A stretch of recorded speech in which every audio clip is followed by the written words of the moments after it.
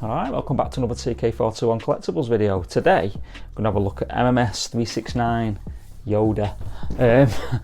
I'm looking at collecting like the whole of the rest of the Empire Strikes Back line. I think I'll focus on that this year.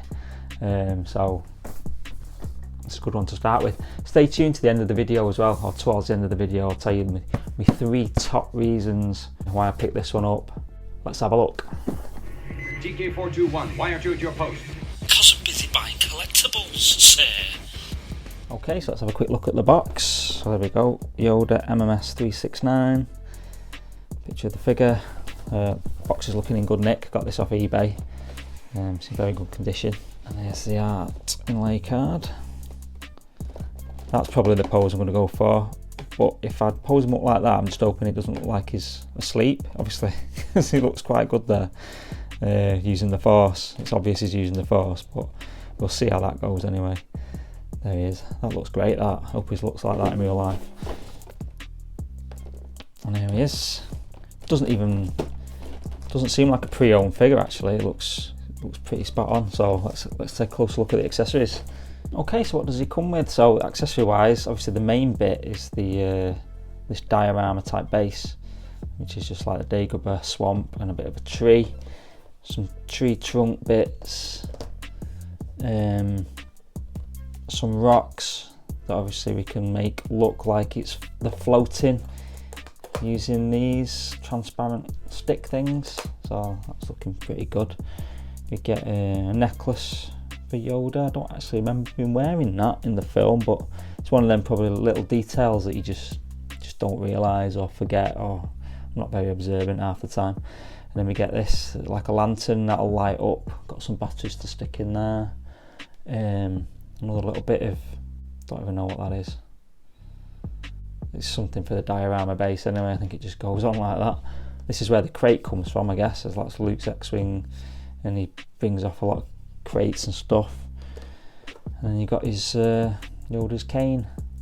It's actually a lot different to the Attack of the Clones version. So he must have, I guess he didn't take his old one with him to Dagobah. He had to whittle a new one out from some wood that he found. So there's that. And then you get, this is the second head sculpt.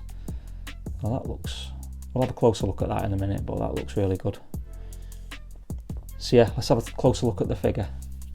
Okay, let's have a closer look at the figure. So look at that head sculpt. That looks amazing, that. I'm liking that. It's even better than the picture here,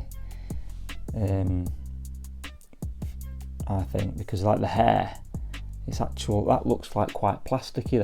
That's what always put me off about this figure. I think that sculpt didn't look that good, but actually in hand it's amazing. Look at that, it's actually got proper hair, which I wasn't expecting, so that's a plus already. The robes look dead tatty, very good, like all holes in them and everything. Happy with that, looking good. And he's just got like a brown undersuit on, little pouches and whatnot. Again, it's a simple figure like the Attack of the Clones version, but this is like 2017 when this come out, so tears in it. But that's it really. He's very articulated, so you can have him, I think I'm going to have him like doing Force powers and things like that. You only get two other hands, so like kind of relaxed hands, sort of like Force wielding hands. And other than, like, his feet don't come off like with Attack of the Clones, because obviously in this incarnation he's not like jumping around and fighting people. He's just chilling on Dagobah. But yeah, liking that is ace. So let's pop his head off and have a look at the other head sculpt. So here he is, using the Force powers or asleep. You could even have him like dying, so you have like a little blanket that you pull up to his chin, and then he disappears. But obviously that's Return of the Jedi and this is Empire Strikes Back, so it's obviously a Force face, Force wielding face, concentrating on lifting them rocks. But as far as the head sculpts go,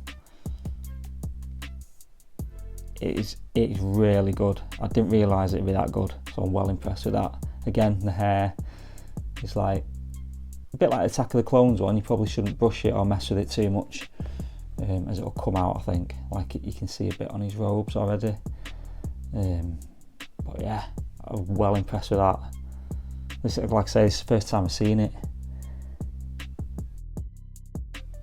I think I might even prefer this one to the Attack of the Clones version.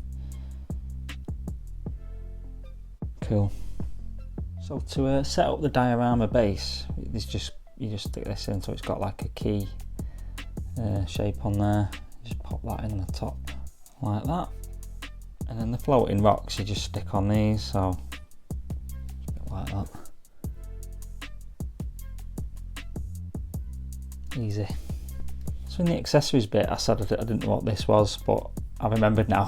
So that's just a lamp, like a small lamp, and this is the power unit. So I'll put the batteries in, you just put them in at the bottom, flick it on like that. Gives a decent glow, that. I quite like that power unit, so yeah, looks good. So there we go, nice little diorama set up now. I'm using the Force, concentrating, so he's got his eyes shut, he's not asleep. Lifting the rocks up.